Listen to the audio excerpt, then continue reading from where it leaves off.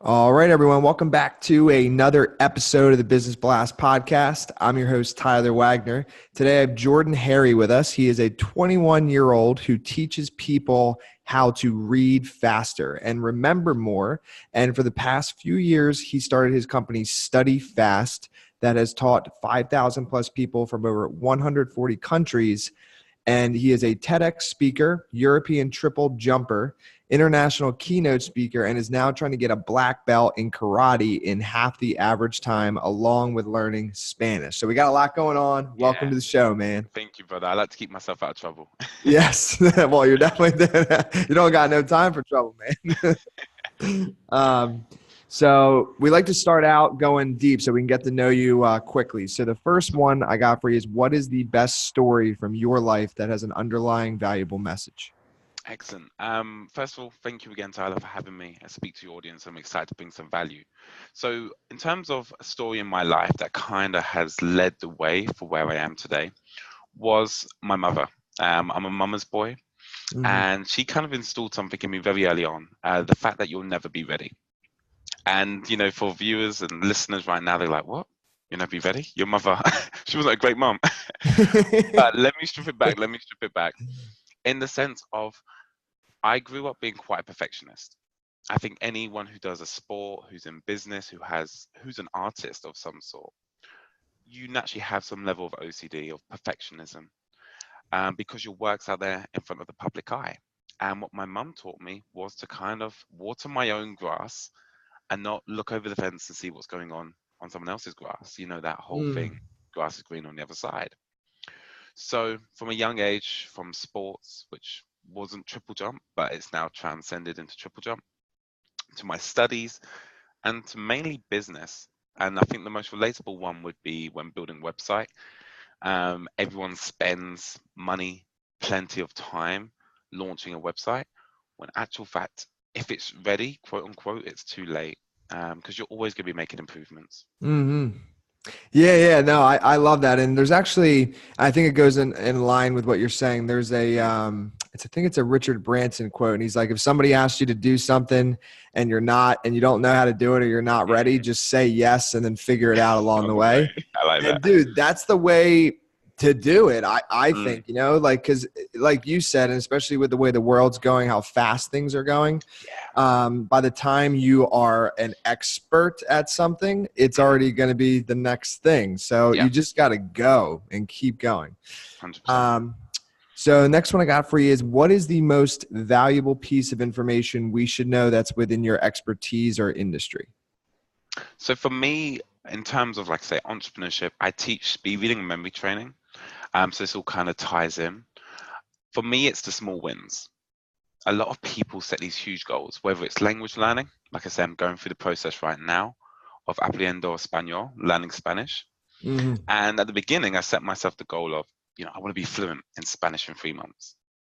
Now, the problem with that goal, yeah, tick, it's specific, it's measurable, and there's a time to it. The problem is that goal is massive. To become fluent, even in English, which I can just about speak,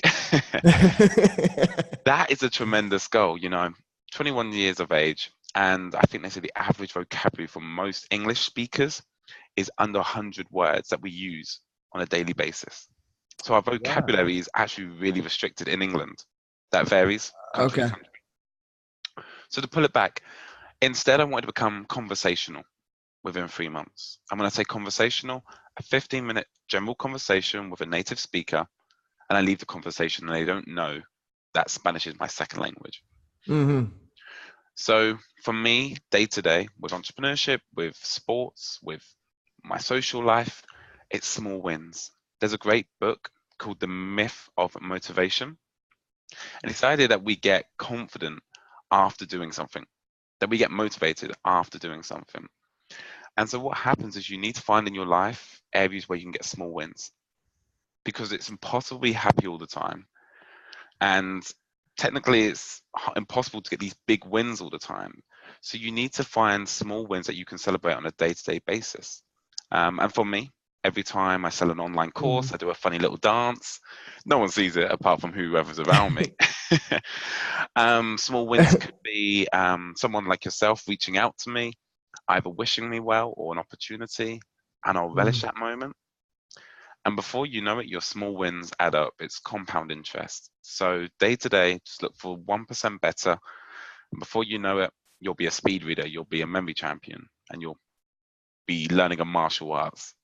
Yeah, no, I agree. And it's like, it's something too that I tell people is if you just start out just like completing tasks that are Mm, small in the morning, it leads to completing bigger ones. So for yeah, me, what I actually do is like first thing when I open my computer is I go to my Facebook birthdays and I just okay. wish them all a happy birthday. And just by Wow. like doing that, Mm, every day, it just gets me in the flow of like, okay, completed that task. Now I can get to the next one. Whereas very true. without that little win that's so simple that I could have my assistant do for me, I Mm, like can't get like, it's just harder to get started.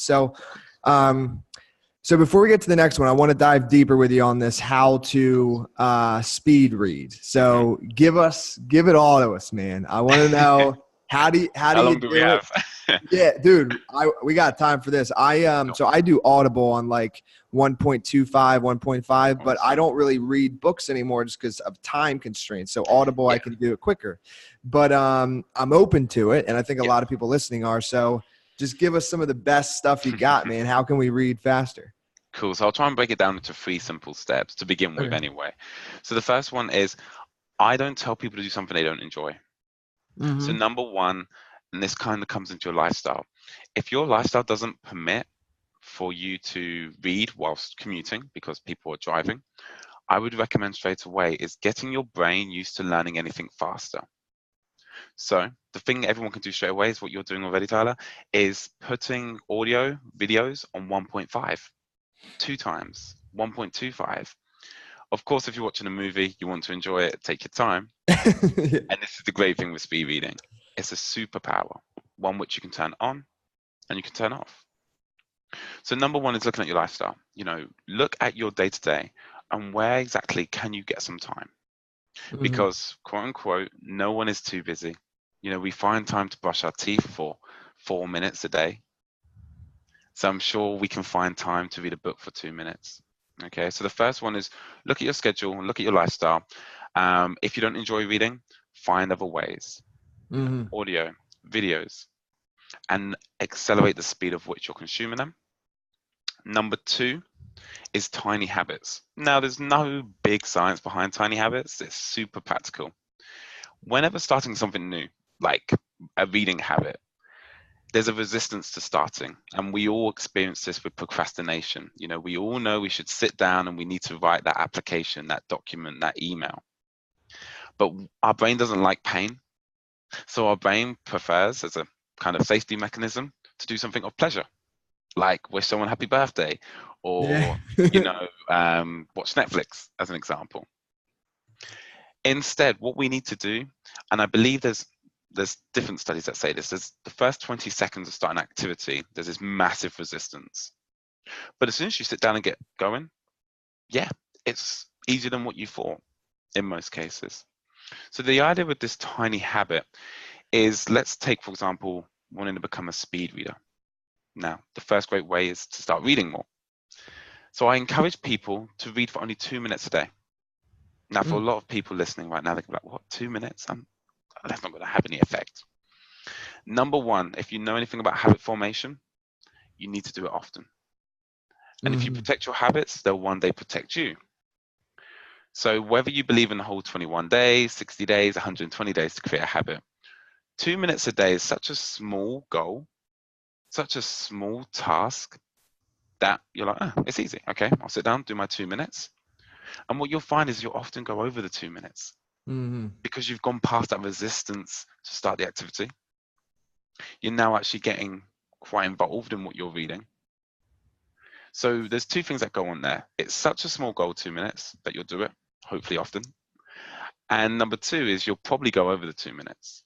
Mm-hmm. To supplement the tiny habit, I encourage you, once again, to remove the resistance to starting it. Carry a book with you wherever you go. Make it easy on yourself. to remove all the excuses. So carry the book in your bag. Okay, it's going to get beaten up. Download Kindle. So you've always got it on your phone. We are no more out of arm's reach from our phone. Mm-hmm. So you have no excuse now if you have it on your phone. Yes, it is pink. Pink's a real man's color. I love it. Sorry if you're listening, I have a pink phone. And I also have pink spikes. It's one of my brands. Hey man, I'm in. And then also what you want to do is have it on your bedside table. Wherever you can visually see it, and make it easy for yourself to start that habit. And number 3, and this is probably the most efficient way for me to tell you guys, is go check out my TED Talk. I talk about how to break the reading habits that we have. I'm not going to turn this podcast, into like a 20-minute talk right now. But the cheapest, quickest way for you guys to learn how to read faster, you need to know what's holding you back. Mm-hmm. And for many people, at least in the UK, if you couldn't tell by my British accent, is we haven't had a class called reading since we were 10 or 12. Yet every other subject gets harder, and we're expected to keep up with, quote unquote, the reading age of a 12-year-old. So what you need to do is understand what habits are holding you back and how to break them. So to find that out, if you type in Jordan Harry into YouTube, you will see my TED Talk. Mm-hmm. Otherwise, type in how to read a book a day. And not only will you find my video, but you'll find some other really cool speed readers out there.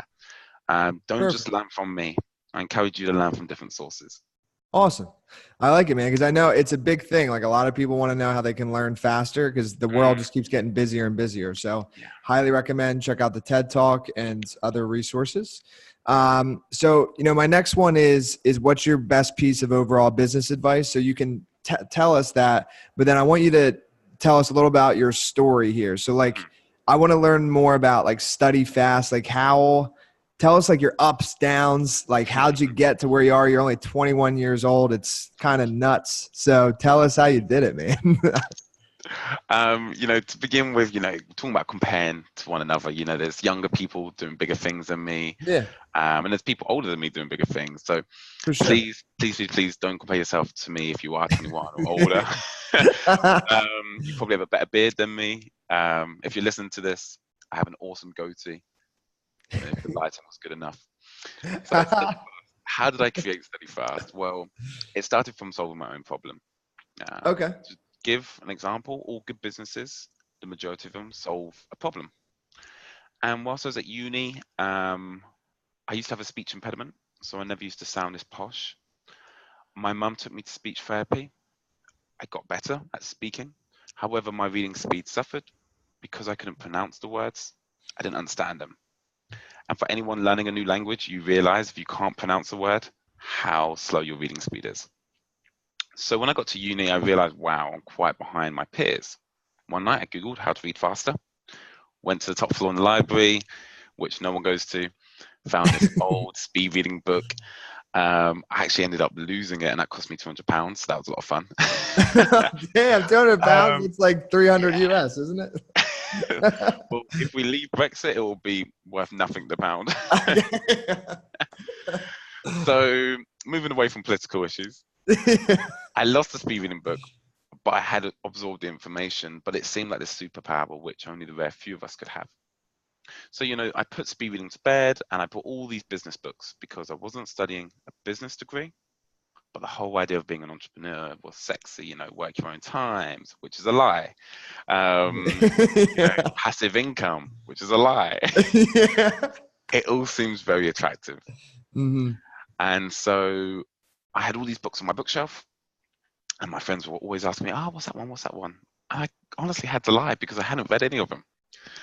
So I picked up this speed reading thing again, and I spent a lot of money and time reaching out to speed readers because anything that we learn from other people.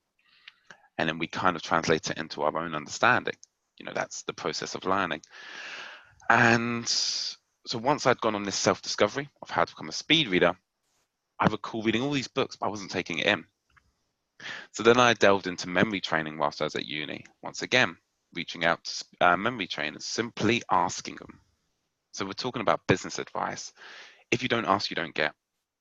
And I played the whole, I'm a poor student, and the worst case scenario is they don't get back to you, or they say no. Best case scenario, whilst you're sitting in bed on your phone sending these emails, is they invite you out to America for free to learn from them. And, I thank my mentors every day. I'm in contact with them on a monthly basis. And they taught me how to create a business, because for them, I was no competition, rightly or wrongly. Because naive for them, potentially, they saw me as a young guy. Mm-hmm. So once again, that already works against me when approaching corporates and universities. So they thought. Number two, I'm mixed race. I'm a person of color, and there is no one, to my knowledge and to their knowledge, that looks like me. So once again, they didn't see that as competition.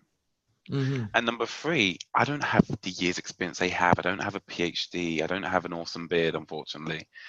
And so for them, they were like, look, you're no competition to us in the nicest sense. They're probably kicking themselves now. My goal was, once again, to target education as opposed to corporations. And I've branched into corporations, but education is still my passion. And they were like, oh, there's no money in education. And I come back to saying this, is that we all find time and money for things that we can't afford, that we don't have time for. And in education, yes, it's a long process, but if you're bringing value, they will find budget. And all the things that they thought worked against me, and I want the listeners to kind of really take this in, actually separate me and have excelled my business. The fact that I'm young, the fact that I'm of color, the fact that I have great sense of humor. I know that's subjective. I love that. It all works for me, and the fact that, once again, being transparent, I do athletics and I have a modeling career as well. Mm-hmm. I don't look or sound like a geek. So I'm now attracting all these different people from all different fields and walks of life that can relate to me in some way or shape or form. So when you're starting out, don't feel like you have to create something massively different, and don't feel like your differences will be your disadvantage. Mm-hmm. Dude, yeah, I love it, man. Beautiful answer. Woo! Hit it. All right, so my next one for you is, if you could give your even younger self one piece of advice, what would that be? Okay, so if I could give my younger self advice, damn. So how young? How young are we thinking? I'm thinking like, we got like 12, we want you to be having some thoughts, like not under 10, because, I don't know. Maybe if you want to say under 10, but I feel like that's just like, I don't know. I don't remember much under 10. Matter So of like, fact, yeah. we actually start forming memories at the age of 3, but I can't remember what I had for lunch 2 days ago. Yeah, so that's a lie. We just debunked the myth. Very true. So for me, what I would tell my younger self is, don't change, because you'll never know the alternative. Yes, I could have become a professional footballer, but I don't know if I could have. I only know what I'm doing right now, and we need to have enough confidence in that. And so for me, I would say, don't change, Jordan. Continue on your path, because for me personally, and this kind of links on to what I know you're going to ask in a moment, is things can always be worse. So I'd Yeah, say keep pushing on, Jordan, because where I am right now, I'm really happy. And I know, of course, it can be better and it can definitely be worse. absolutely, man. So yeah, what's coming next. So I'm gonna hit you with it. The next one is, in your opinion, what is the key to happiness? So I remember when I saw this question, and thankfully as a memory trainer, I can kind of formulate all my ideas and answers quite quickly. So I'm not reading off a script.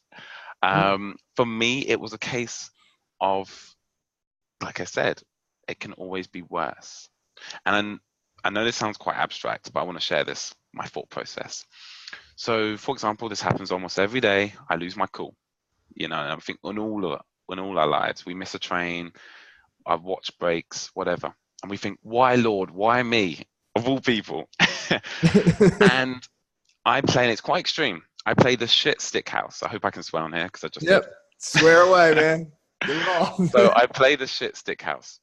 And so I say, okay, I've just missed my train.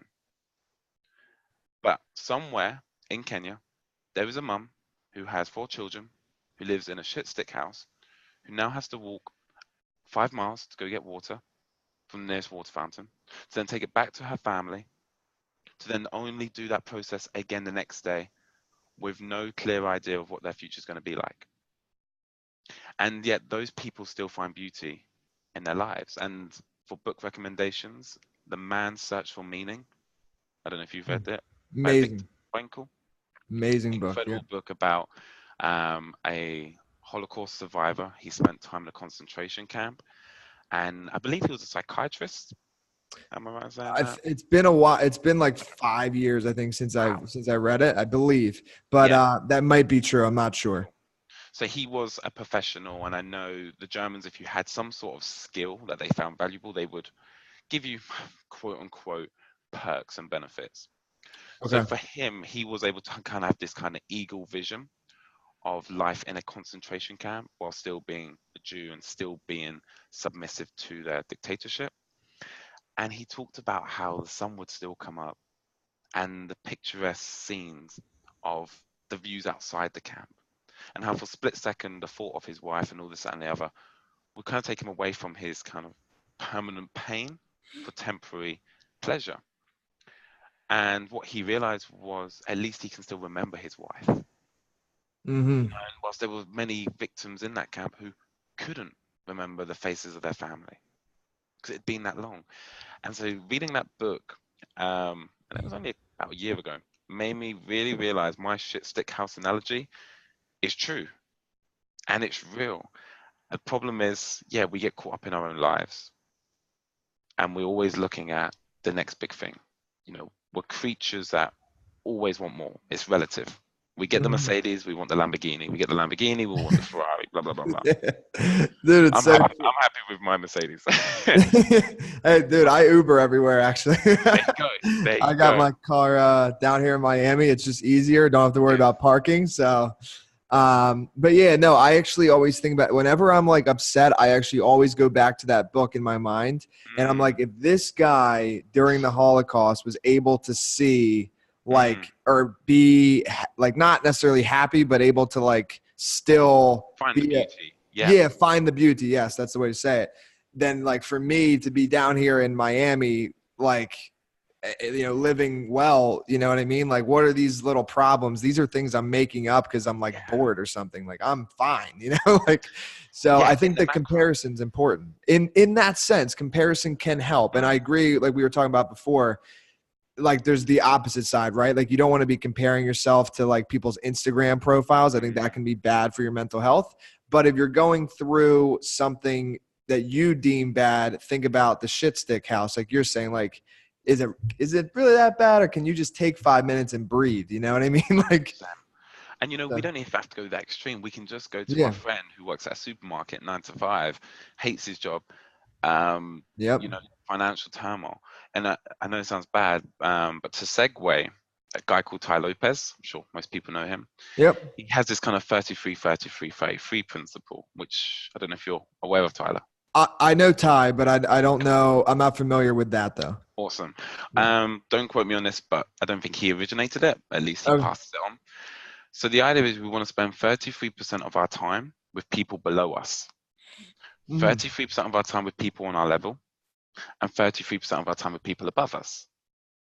Now, of course, I've simplified that, but break your life down. Okay, let's take a sport. So you want to train with some people for some percentage of the time who are worse than you. Why? Because we all have an ego and that all needs feeding. You need to train with people on your level, so it boosts your confidence and you can all have things that you can relate with. But then you also need to spend equal amount of time with people better than you, because you need to learn from their mistakes and you need to figure out what makes them so successful.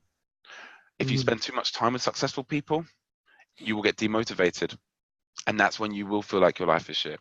If you spend too much time with those below you, well, you'll think you're a god amongst mere men. And if you spend too much time with people on your level, well, you're always going to be on that okay plateau. I like this, dude. That's good stuff. That was how I translated what he passed on. Yeah, you need a balance, I think. A perfect balance. Yeah. I agree. Dude, thanks for sharing that. That's really valuable. So yeah, I mean, talk about Ty and talking about books. Yeah. So what is the best book that you've read, and what's the number one thing you learned from that? So for me, it's going to be one that hopefully many people have heard, but if you haven't, you need to get off this podcast and go check it out. How to Win Friends and Influence People by Dale Carnegie. The Yep. book is, I think it's nearly like 50 years old. It's coming up to 50 years old. It's been revised, and the examples in there are even older. And the one thing I took away, I mean, there's so much value, and I don't want to give it now because I want people to go out and get the book. I have no affiliation, Yeah. but it was probably the first book I read when I was trying to figure out how to start a business. And I generally believe, well, you have to be a people person. People buy from people. And the one thing the book taught me was how important someone's name is. It is the best Mm. compliment if you get it right, and it can be the best insult if you get it wrong.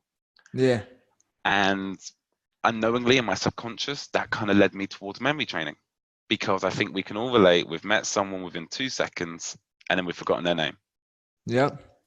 And it's a common problem. And as a memory trainer, I'm not innocent of this. I'm guilty at times. And so the only way we can do it, we don't forget things that are important, or if they're attractive. We don't forget an attractive person's name, Yeah. and we don't forget someone who's important to us. So once you understand how the brain works, you can then hack it. So that book taught me the concept and importance of remembering someone's name, the handshake, eye contact. And then I went a step further and was like, okay, how do we hack this? So that's my recommended book and my recommended takeaway. Love it, man. See, I tell people that all the time. Like, nobody forgets my name. And I Mhm. think it's because, what I got going on right here, For those that can't see what he just did, this is a gorgeous model pose with his hands. I had to do it, dude. You set that up. I had to spike that one down. I love it. So next one, what's your favorite quote and why? My favorite quote. I feel like we could be on this podcast for too long. Dude, we might need to do a longer one in the future. But And with a glass of wine, I think it'd be interesting. Dude, that would be great. So be sure to tune into part 2. But for now, my favorite quote, and it's going to sound quite self-absorbed, but it's my own quote that I created. Yeah, it's fun. Recently started getting tattoos. Tattoos in places where I can cover them. Because once again, people do judge a book by its cover, ironically. So once again, we talk about me being different. I understand there's times where I need to cover it and, speak with eloquence. And there's times where I need to dumb it down and, show that I can relate. So the quote that I have on my chest is, one day, the talents my mother has given me will truly give her the life she deserves. And for people to kind of relate in their own aspects, the talents that we all have, because we're all talented in some area of our lives. What's your why? So we've broken it down into 2 things, my quote, I'm quite methodical. So we've got the first section, which is your talent. So identify what are your talents. And number 2, what's your why? So my why, whilst my mother's alive and even when she leaves, is going to be her. And I'm going to use my talents to give her the life she truly deserves. And that could be taking her on cruises, whatever she wants, I want to be able to provide for. So that's my favorite quote. Figure out your talents and figure out your why. I love it, man. Dude, that's good. So yeah, dude, thank you so much for coming on. Definitely, if you're willing, there will be a part 2. My last one for you on this one is, where can our listeners best connect with you, find you online? Excellent. Well, until you hear from us again soon, I'm excited to see which direction we take that. Yeah. You can find me on Instagram. I'm really trying to go in on that and kind of document the journey. I think, like I said, entrepreneurship is romanticized. Yep. So if you follow me, or even just check out what I'm doing at Jordan with 2 N's and Harry with 2 Y's, shoot me a message and say that you heard of me from this podcast, and I'll give you access to one of my courses for completely free. Oh, that's a good deal. Thank you. For me personally, I don't make my millions. I don't make millions full stop, but I don't make my millions from online course sales. Yep. What allows me to do is I make my millions through EU funding, through the schools, which then allows me to give value like this, spend time with you now. Because look, we're only on this earth for a limited time, and I definitely want to leave some positive impact. So yeah, Instagram, I'm documenting the journey of what it's like to run a business. It's not sexy all the time. At Jordan Harry, 2 N's, 2 Y's. So thank you, Tyler. Muchas Of course. gracias. Of Pala course. tienes me. Thank you very much for having me. Absolutely. And yeah, thank you again for coming on.